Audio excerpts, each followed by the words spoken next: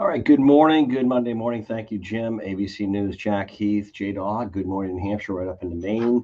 Mike Pomp just finishing up over in Dover, WTSN 1270 AM, 98.1 FM up in New York County.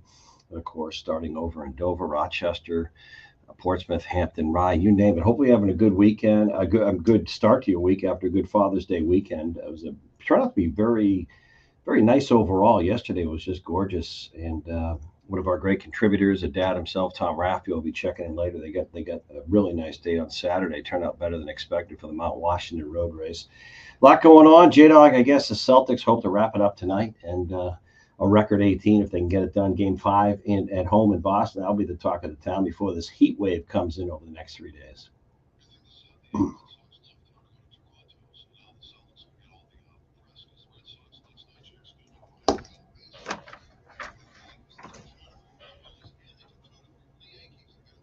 Oh, wow, wow, yeah. Celtics tonight, and I guess Mother Nature's in the news. You just heard Jim Ryan talk about the Gulf of Mexico, and that could become a tropical storm system. But we have a different story here in New England. Much of our listening region starting really tomorrow. Today's kind of a switchover day, not a bad looking day. Highs in the low 80s, cloud and some sun out there. But tomorrow we actually get into, believe it or not, June 18th as we get into the summer. We are going to have a real, I guess, heat wave. It's going to be up mid to upper 90s, and that starts really tomorrow, Wednesday, and Thursday. I think one of the days I saw even on the coast, a lot of people will be getting out on the water, I'm sure, trying to get to the beaches. Looks like Wednesday and Thursday going to be warmer than 95, 96, almost 97. So some parts. So that's coming up over the next 3 days.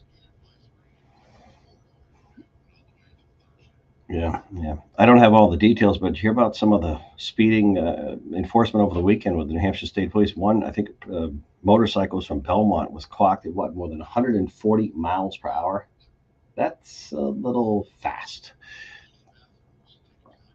Well, who knows? There's no excuse for that. Yeah. All right.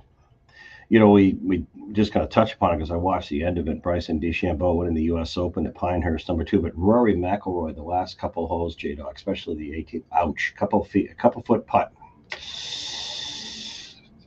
I know, I know. And J Dog, I will say this: anyone can miss a putt, but we've had a good friend of mine we've had on the show before, Jason Kuhn, Navy SEAL. And he teaches us for professional sports now in baseball and golf to some extent. Lucas Glover, he worked with him, but literally that might have been what Jason called the yips, where you just get the thing though, J Dog. I'm just going to say this: Rory McIlroy is really one of the best golfers in the world.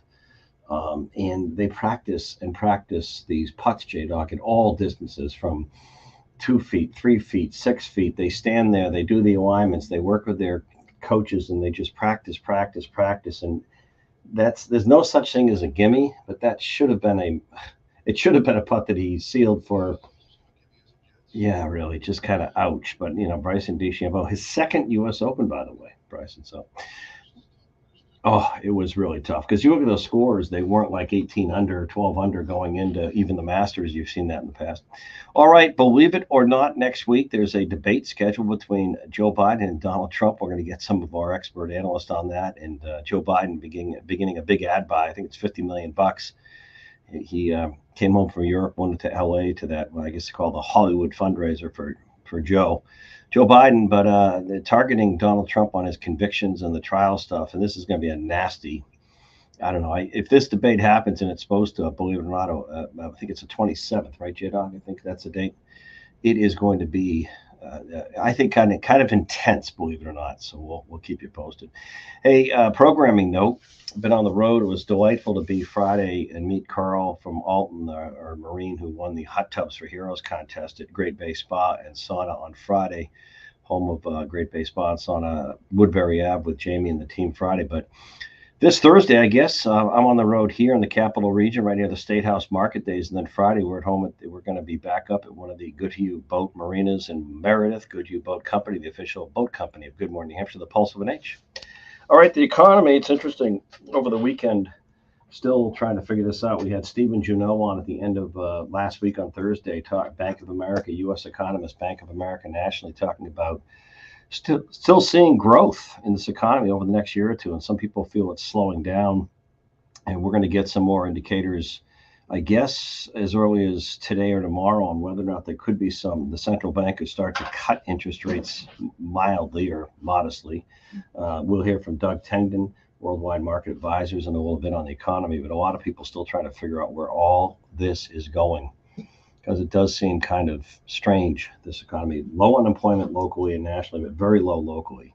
So it's hard to get people to work. And then you have inflation and things that cost a lot of money still very high and people are spending. So we'll see if the elastic is going to snap here. Not sure. All right, some of the other news talk. We have a pretty busy start to the week. As I said, we're getting into the real throes of summer. We do have some warmer, when I say warmer, let's just say outright warm weather coming in tomorrow, Wednesday, and Thursday. I guess technically a heat wave is three really excessively hot days here locally. So that's what's coming up this week. You know about it. So just stay hydrated, and we'll tell you more about that as we get into the week.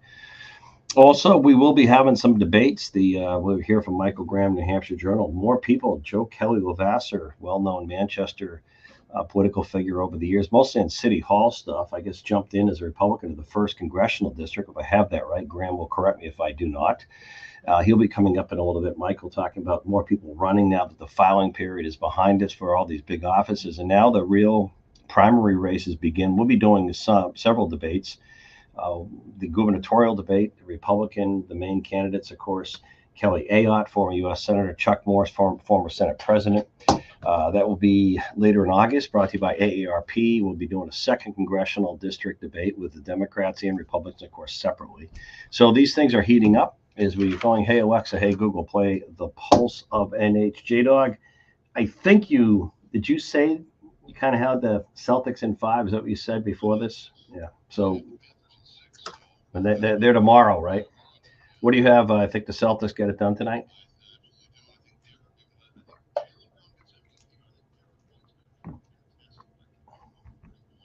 Oh,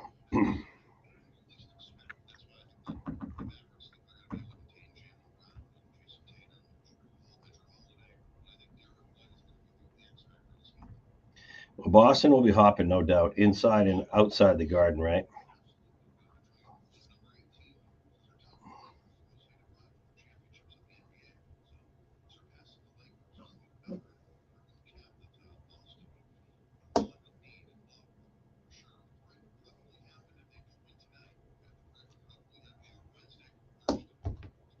All right. We'll update you on some of the other news talk. Hey, Google. Hey, Alexa, play the Pulse of an H. Welcome to Monday, June 17th. We're about 9:15 after the 9 a.m. hour. Back on Good Morning Hampshire, the Pulse of an H. Hey, Google. Hey, Alexa, play the Pulse of an H. Thousands of you listening each morning on any smart device, as well as desktop, Android, Apple. Hey, Google. Hey, Alexa, play the Pulse of an H. Back in a moment.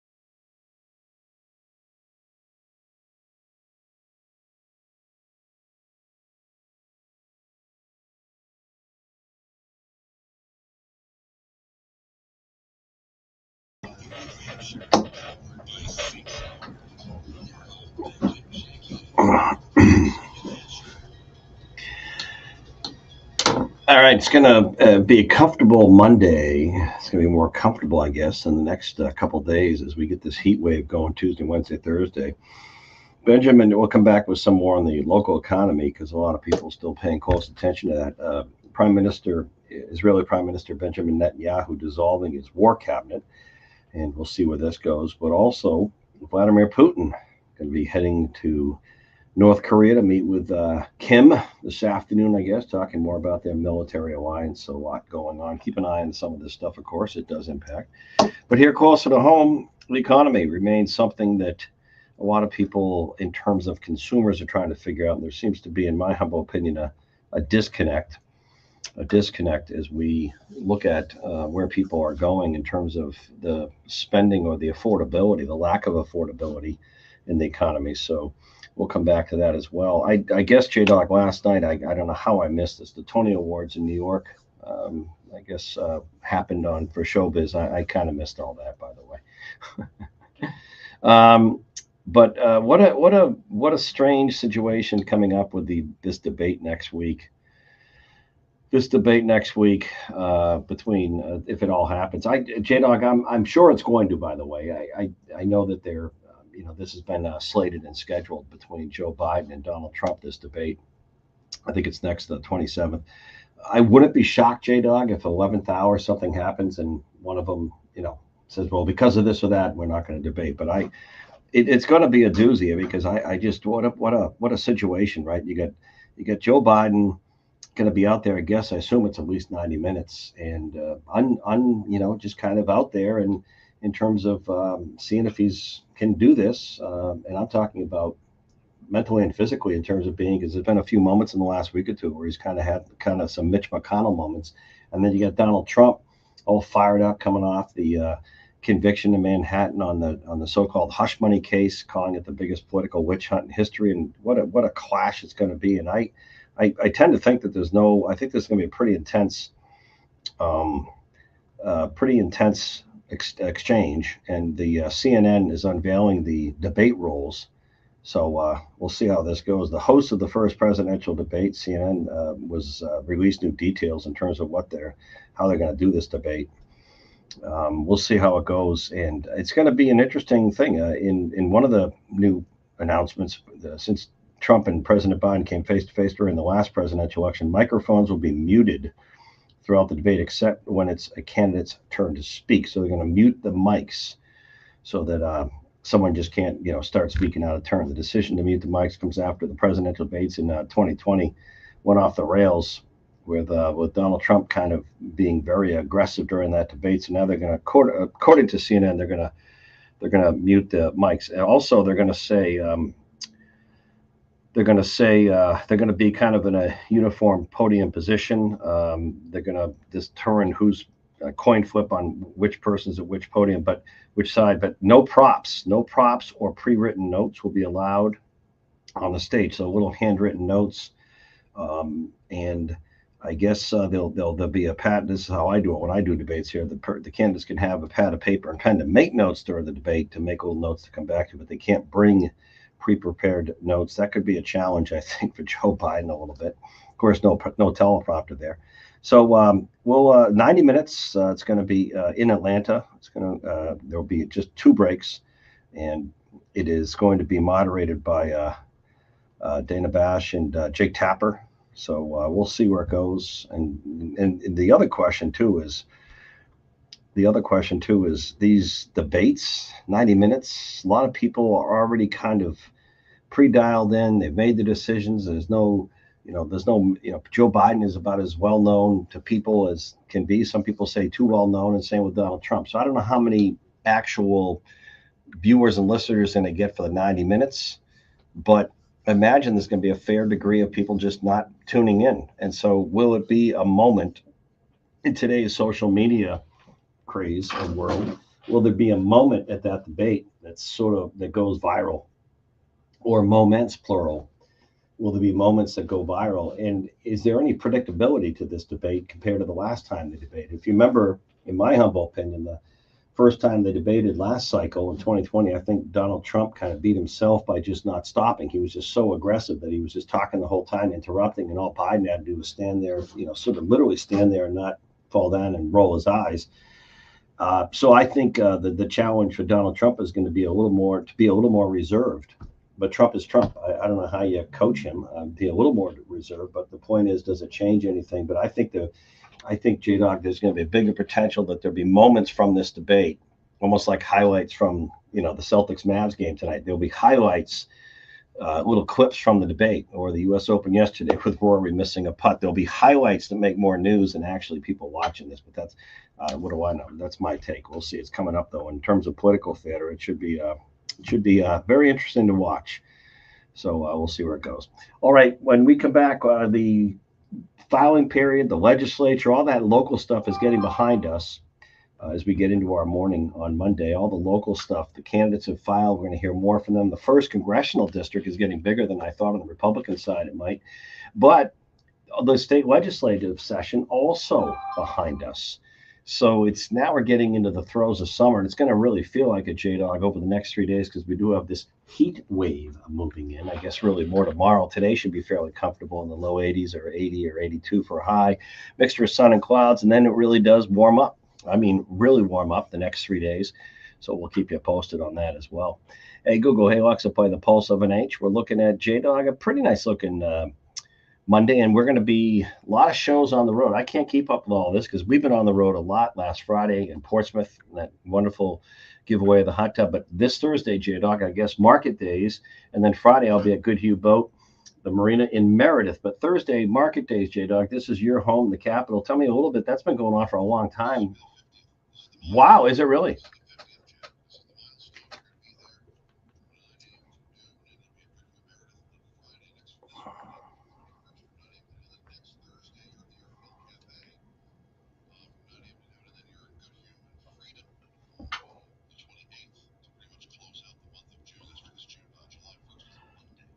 Uh, well, I think I'm also, yeah, am I also at the Airfield Cafe in Hampton? Oh, I didn't hear. I'm sorry. I got a message here. But the market days this Thursday. It's going to give me a little bit on the hot side. But this is downtown, the capital. They close it out. They have all kind of vendors. Is that what I'm thinking? The vendors, the food, and all the fun stuff. Right on the main street in Concord. So, all right. All right. So combine it's a high, plenty of water, as they say. Hey, Google. And then next Thursday, the Airfield Cafe in Hampton. That's always fun. Great breakfast, great breakfast, brunch, lunch place. It's right in Hampton at the old, well, not the old, it's still an airstrip over there. And the Seacoast is going to be a busy place. I think the Lakes region and the Seacoast, J-Dog, next 3 days, I think places like Genesee Beach, Hampton Beach are going to be Wallace, all the beaches on the coast. And I think the Lakes region, people are going to be dipping their feet and bodies into the water because it usually can happen. But if you remember last year, J-Dog, June was kind of a washout. People forget. This has already been a really nice, if you were out in the water this weekend, it's been a really nice run up to June. Here we are 17 days in.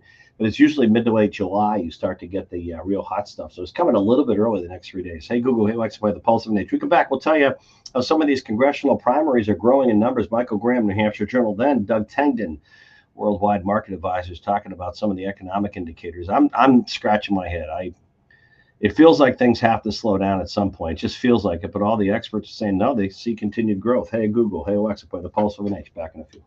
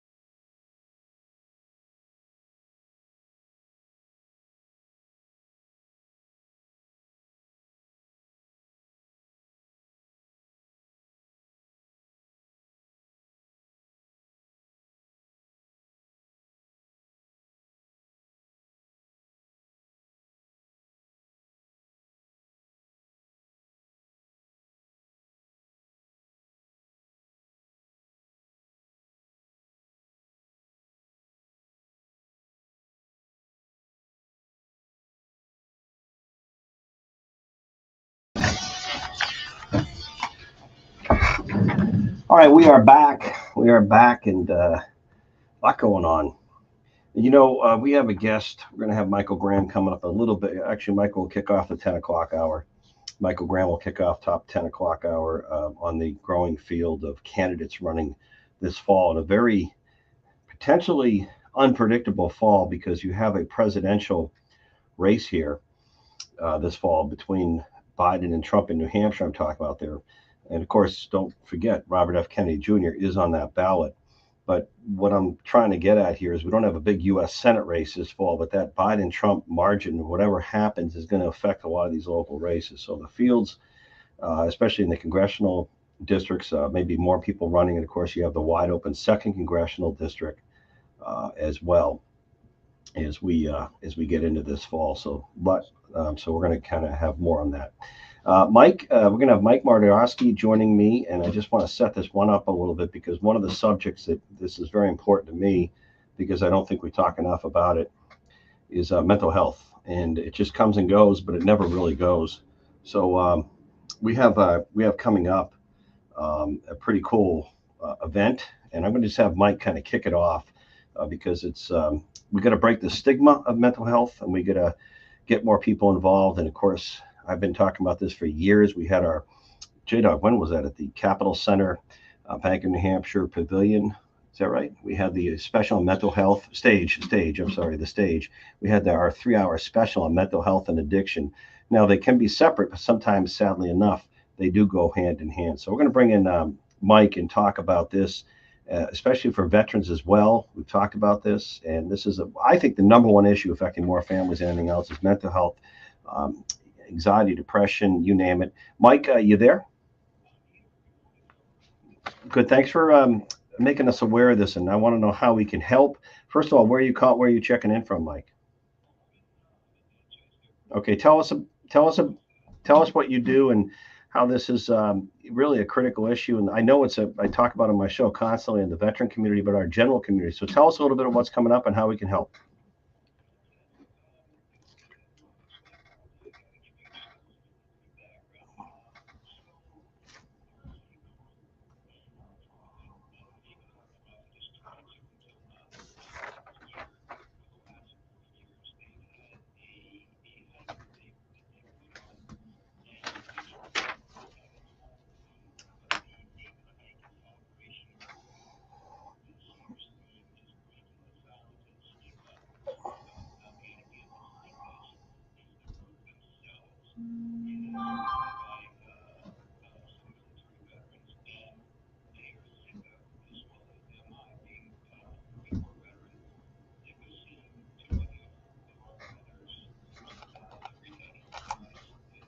Right.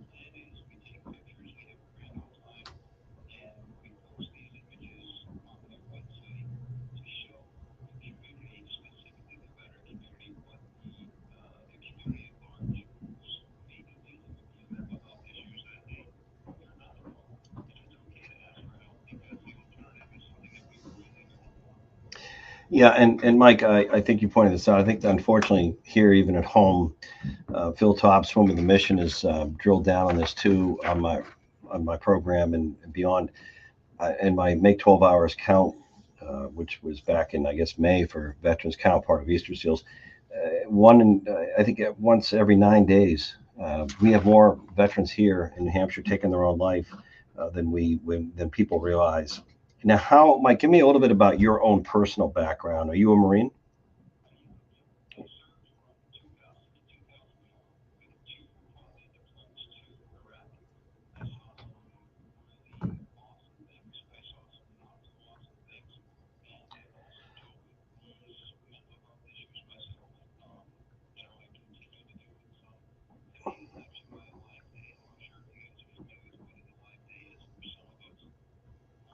Tell us.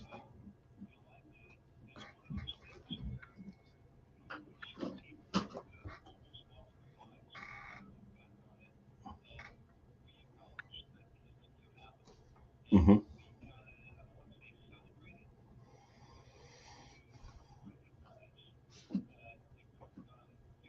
Hmm.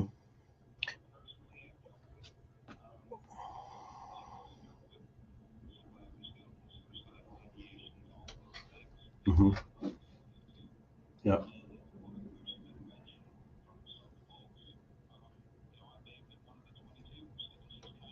Yeah. Well, thank you for sharing that. Thank you for your service, and thank you for raising awareness. I really don't. How do I say this, Mike? In all due respect, I wish we could rattle the drum even louder, wake people up who did not serve, who don't even understand, and make them understand and help them. You know, we have so few veterans who serve our country right now in terms of the active military, less than 1%, and so many have disproportionate. How do I say this? Wear and tear from the service they carried and carry to this day. And the other thing is the families in their lives will go through these ups and downs together. And I just think we need to do a much better job. I think the awareness is growing locally with things like this, but I also want to kind of, it's just, I don't think we do enough as a country, a region, to raise awareness beyond. And if people aren't in the community you're in as a Marine, and doing things like this Saturday, I don't think they can really appreciate, respect, or understand. And we have to kind of get more people to realize, because if we don't take better care of veterans when they get out, and I think you'd agree with this, we're going to have fewer and fewer that want to get in, even if they want to serve, and it's generational or within a family. Can you elaborate on any of that?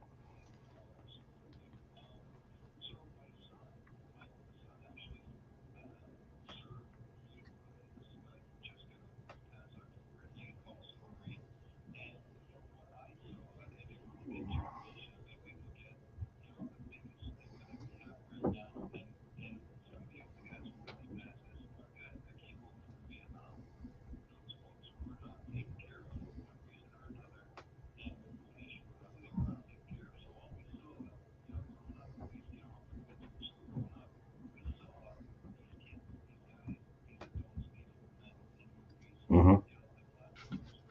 Yeah. Yeah. Yeah.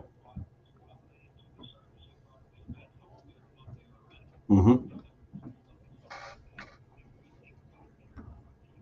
Mm-hmm. Right.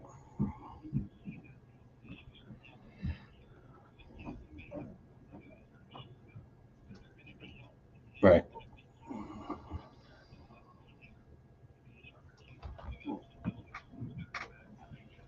Yeah.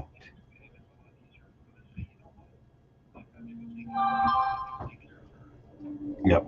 You know, the interesting thing is I try to rattle this saber of awareness and the stigmas and open up almost daily on my show. And I think in spurts we do a pretty good job. I mean, there's more veteran service groups out there.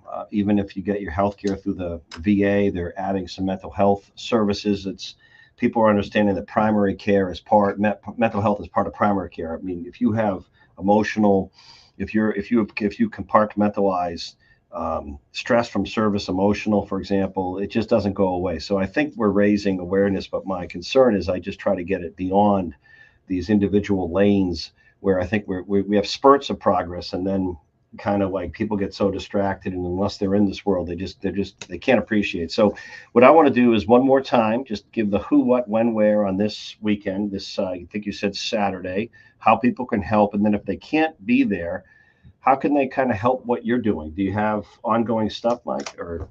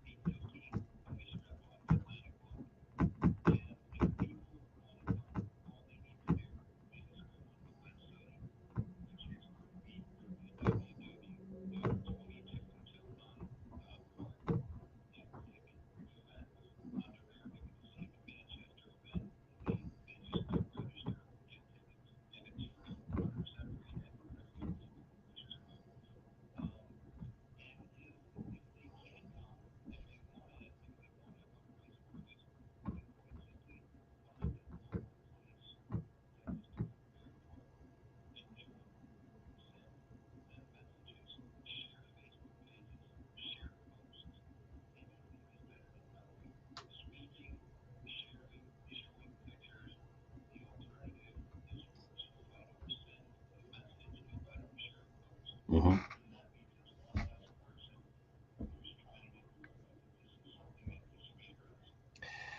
Yeah, and again, you mentioned your son serving, and what I also concerned about is the recruitment crisis we're seeing in all branches, and it's not just military; it's public service, it's law enforcement, it's uh, it's healthcare, it's EMTs, it's state troopers, local police. But in the military, too many families are carrying an extra burden by extra service. And you look at your own family; you're saying your son served. You're telling us you probably had a relative before you. So service tends to run in more families, or uniquely, it's unique to families, not enough families, and we have a real challenge of trying to get younger people to want to enter our military. Then you look at how crazy the world is, and we need Marines, we need Air Force members, we need Navy, we need Army, we need Coast Guard, and so forth. So I appreciate your family service there. Yep.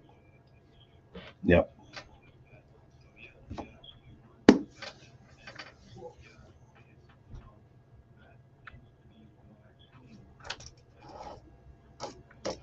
Yep. Yep.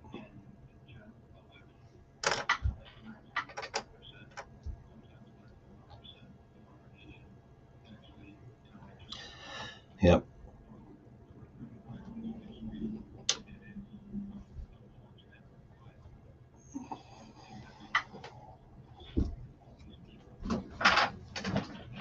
Yep. Well, thank you for raising it, your son as well. And again, you have your 3.2 miles Saturday. Thank you, sir. I appreciate it. Thanks for joining us on the show to raise some awareness and shine a light on this. Thank you. Thanks. And you know this is gonna launch some spontaneous commentary, that interview with the Marine. And the Marine I met Friday when we did our hot tubs for heroes at Great Bay Spa and Sauna in Portsmouth. I I look at I look at this environment of our country today, the United States of America. And even places where they don't want you to say America or American because it might be offensive to someone who's just come here. Give me a break. But anyway, the United States of America, and I'm looking at the dialogue and how we can't have sometimes a dialogue because things are so politically put in a lane of divisiveness or know-it-allness or nastiness. You just can't raise something without someone throwing a label at it. And one of the things that might, we just talked about with that Marine is less than 1% serving 330 million people. Let me ask you a question, because it's amazing to me the caliber of recruits, even though we're not getting as many. I'm hearing this in law enforcement, military. Vladimir Putin, I don't know if you've heard of the guy, okay? Serious dude. And the war in Ukraine, but it's more than that. He's going to North Korea this afternoon at some point to meet with Kim Jong Un in North Korea, the dictator. North Korea continuously is firing, missiles into the Sea of Japan, flexing. They're not to our military. From my civilian time at the U.S. Army War College, I learned that our commanders in our American military are not too concerned about North Korea because that could be they could take care of that situation real fast. But Putin is aligned with them. He's aligned with Tehran. He does all he can to keep an open door with China. You have the situation in the Middle East. You have the situation with Tehran continuing to fuel and support terrorism throughout the Middle East. You have the concern with Ukraine and NATO, because what Putin's really flexing all the time with is against NATO. So you get back to our country and you have 330 million plus Americans. So at what point do we not have a serious discussion in this country and state and region on serving? What does it mean? Why is it important? You heard me say on the show the other day, and I think Erin Real, NBC News Radio National correspondent, concurred because it was before I had her come on. She wasn't coming on that subject, but she agreed with me, and she's raising kids. We've become a very selfish society, very self-centered, me society in our country and in the state and region, not a service-oriented society. And why does that matter?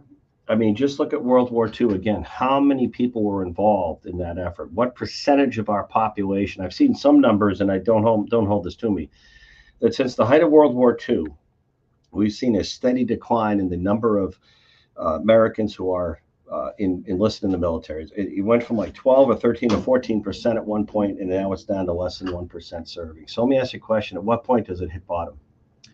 And then what happens as we age and our military ages?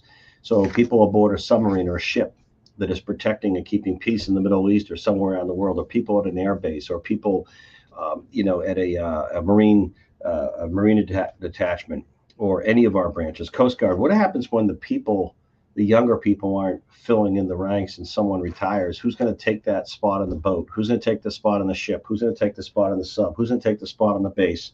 And then, heaven forbid, if we have to get, proactive in a military operation, are we going to have enough troops if the bad guys want to take something or come at us? And I'll tell you right now, the one constant in life, unfortunately, you may not understand this in history, but if you go back thousands of years, the one constant is war.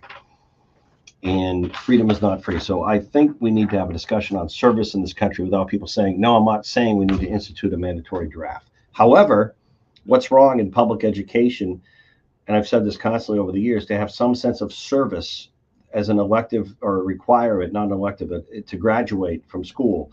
Your senior year, you have to do some degree of service in your community to appreciate that the parks don't clean up by themselves, that the EMTs drive the ambulances, or the firemen drive the fire truck to your house when it's burning, or the police officers will respond to a fatal accident on the highway and save more lives. At what point, or the military members or the National Guard, at what point? So why not have a sense of service in our society and country, as a nation and as a state going forward? And I think New Hampshire could start this and maybe be an example to the nation. Why not have a sense of service before a student graduates from high school? They have to serve their community. Give them, like, a menu of 7 or 8 options. It could be they have to serve in town hall and the public recreation, public works department, to make sure the parks and the communities are clean. It could be that they have to go to the local firehouse, or the ambulance house, and learn a little bit about the medical side if they choose. It could be that they spend some time with the local police department if they choose, or in the court system, so they understand law and order. Some sense of service, and I think it would make for a better state and country. What do you think? 603-228-2080. Hey, Alexa, hey, Google, play the Pulse of Age. Come back, talk about some economic indicators and how they're at least confusing me. Are they confusing you on the Pulse of Age? Back in a moment.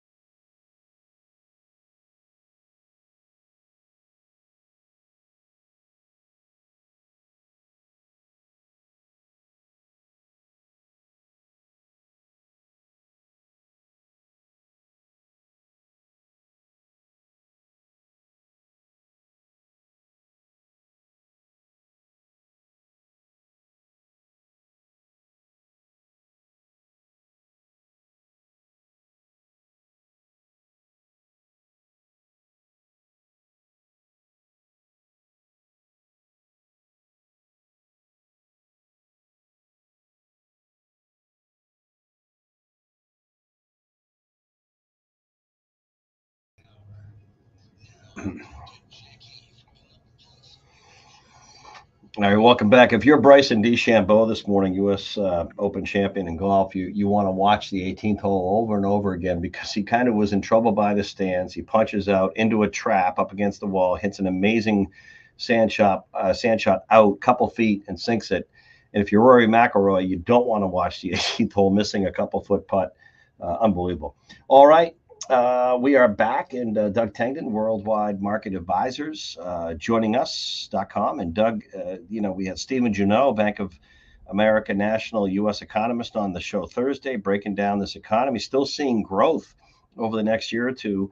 And that's a similar forecast you've been saying on the show, but I sense locally when I talk to people in the home building industry, the people that sort of do the kitchens and bathrooms renovations and new building, they're sensing they're sensing some slowdown.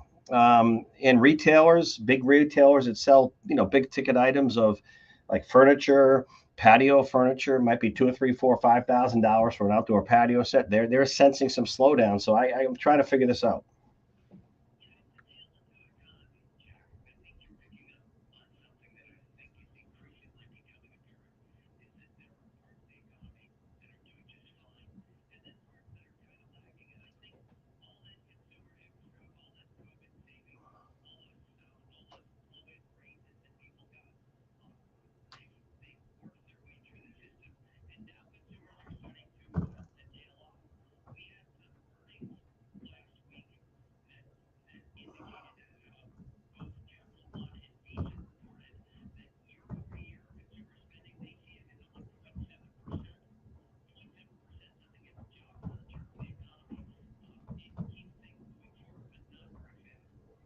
Yeah, and again, it just seems like the inflationary stuff and the affordability, that's the new word I'm starting to hear, is affordability. There's nothing really affordable. So, again, people have sort of factored in now that interest rates are high. Are we going to decide? I heard something this morning. The central bank may start to move at looking at something if retail numbers continue to be sluggish or not.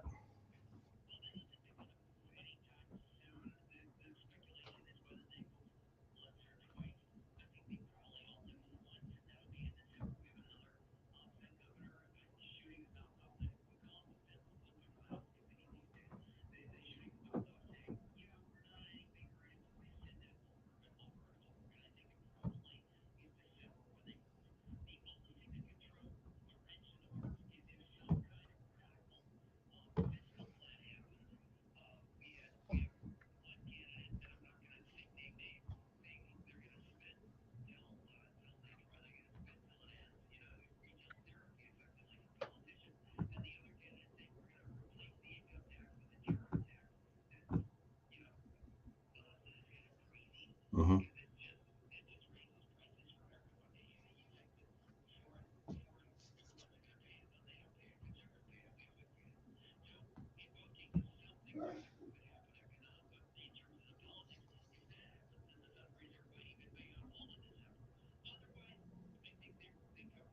And right. And And the markets have had 4 years of Biden and the administration to kind of do an assessment. And they did have the Trump presidency, even though that the virus and the policies interrupted a lot of that with a booming economy. So they've had to look at both. Is it more Congress and the majority in Congress between the House and Senate in Washington that they look at and they fear a little bit? I mean, they almost like a paralyzed, sort of divided, kind of like a split government rule so nothing big happens. They don't want politicians to do something big to mess things up. Is that how markets read this?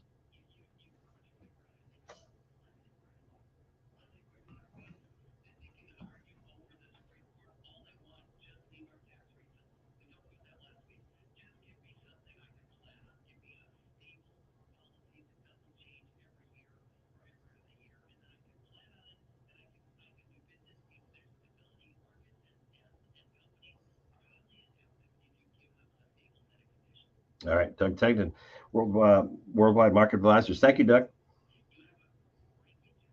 All right. Coming up, we'll tell you about more of the, kind of who's in what races as the filing period comes to a culmination or a point now where these races are taking shape. More people entering the first congressional district Republican primary Chris Pappas, the Democrat incumbent. Hey, Google. Hey, Alexa, play the Pulse of an H. We're going to be live this Thursday in Market Days. I'm sorry. And I can't call it the Square because the whole area is closed off. Market Days in Concord, Capital Region. And then Friday up in Meredith, Goodhue Boat Company. Show on the road. Hey, Google. Hey, Alexa, play the Pulse of an H. Back in a few.